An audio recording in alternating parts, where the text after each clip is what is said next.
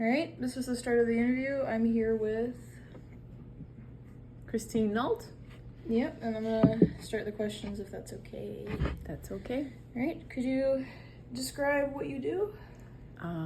Yes, of course. My name is Christine Nault. I'm a technical advisor for the Windows Lifecycle Management team at ESDC, which is an environment. It's fine. Sorry, we say Okay. ESDC so often. Employment and Social Development Canada. So I work for the Government of Canada. All right, what communication would you say that you use the most? Well, in my team, we use communication. Written communication is the one that we use the most. That is the most important one. But we're also using oral communication as well.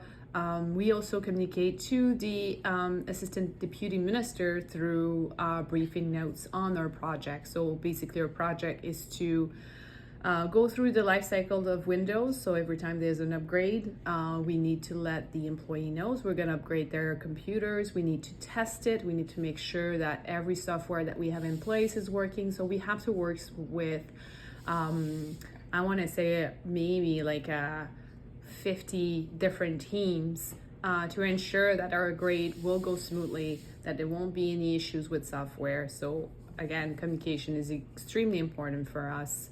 Same thing when we send a communication to the end user to let them know that the upgrade, for example, will take up to 4 hours.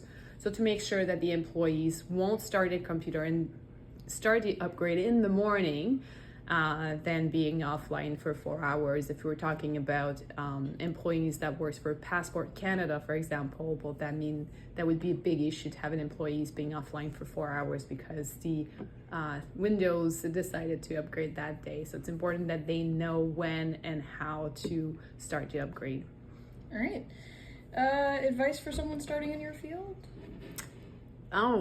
Advice for somebody starting in my field. It's a little bit complicated to work in a field where you have to contact several teams.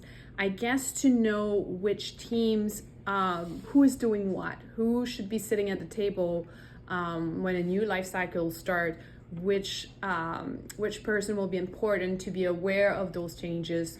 That's the most important thing. So to know who's doing what and when they should be sitting at your table, giving you the best advice possible on your on the way forward. All right, and last questions. What do you think are the most important skills in your field? For example, patience, adapting, stuff like that.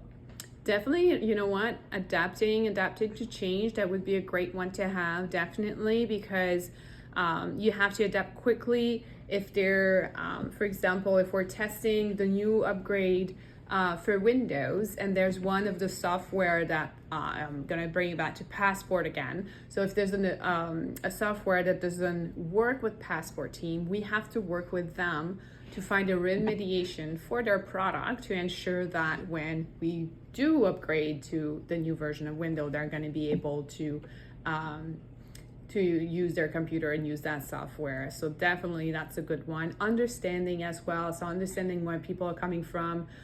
We do have tight deadline that we need to respect.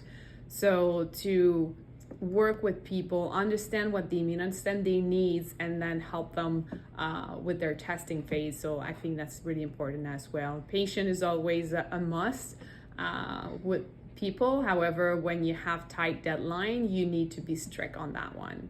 But to help to understand what their needs, to help them with their process, I think that's the best one for sure. And adapting to change. All right, that was the last of my questions. Thank you for this interview. Thank you. All right.